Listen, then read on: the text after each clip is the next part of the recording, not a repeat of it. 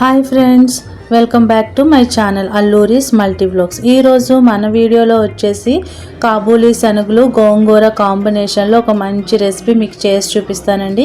So curry అయితే చాలా బాగుంటుంది ఫ్రెండ్స్. మనం రిలేటివ్స్ వచ్చినా కూడా ముందు రోజే వండుకొని పెట్టుకోవచ్చు. 2 days 3 days వరకు అలాగే ఉంటుంది.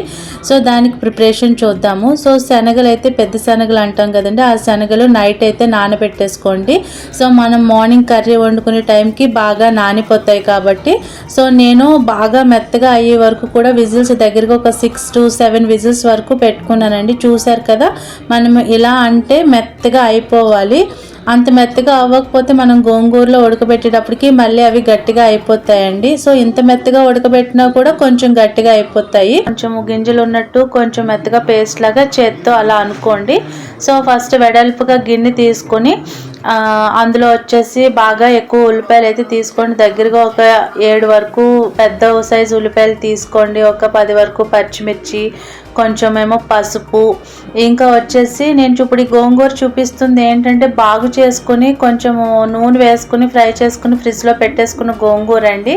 సో అది దగ్గరగా ఒక చిన్న కటోరీ సైజ్ వరకు తీసుకున్నాను.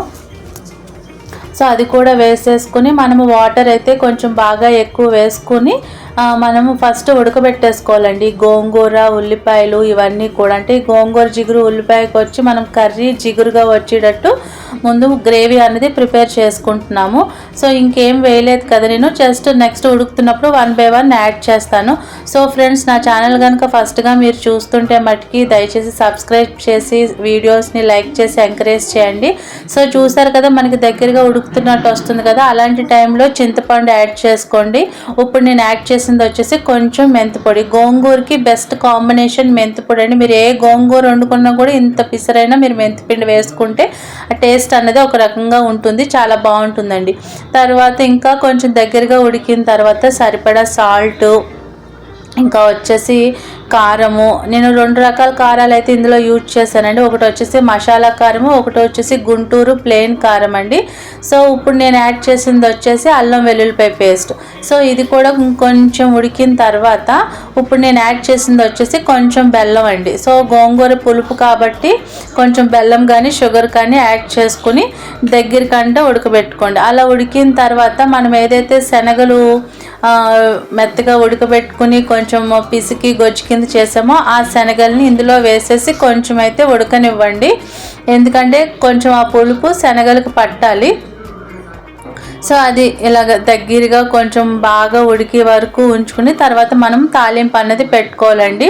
సో తాలింపు అయితే చాలా ఎక్కువే తీసుకొని పెట్టుకోండి, ఎందుకంటే గోంగూరకి ఎక్కువే పడతాయి. మనకి పులుపు కాబట్టి బాగా స్పైస్ కావాలి కాబట్టి ఎక్కువ ఎండుమిర్చి, ఎక్కువ శనగపప్పు, కరివేపాకు, జీలకర్ర, ఆవాలు, ఇంకా ఒక 2 పెద్ద సైజు వెల్లుల్లిపాయలండి.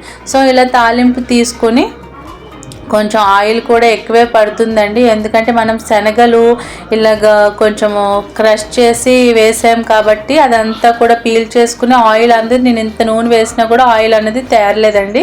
సో చూసారు కదా, తాలింపు బాగా వేగిన తర్వాత మనం ఏదైతే కర్రీ ప్రిపేర్ చేసుకు పెట్టుకున్నామో ఆ కర్రీని ఆ తాలింపులో అన్నది వేసేసి ఉడకనివ్వాలండి. సో తాలింపుని తీసుకెళ్ళి కర్రీలో వేయొద్దు, కర్రీనే తీసుకొచ్చి తాలింపులో వేసి బాగా అన్నది ఉడకనివ్వండి. సో మనకి ఇలా గరిటతో అంటుంటే జిగురు కింద వస్తేనే మనకి కర్రీ అనేది టేస్ట్ బాగుంటుందండి. సో ఇదే ప్రాసెస్ పచ్చిశనగపప్పుతో కూడా చేసుకోవచ్చండి. సో అది కూడా మన ఛానల్లో ఉంది వీడియో. సో చూసారు కదా, గోంగూర శనగలు కర్రీ అండి, చాలా సూపర్ టేస్ట్ ఫ్రెండ్స్. సో మీకు నచ్చిందని అనుకుంటున్నాను. నచ్చితే లైక్ చేయండి, షేర్ చేయండి, ఇంకా నా ఛానల్ని సబ్స్క్రైబ్ చేసుకుని సపోర్ట్ చేయండి.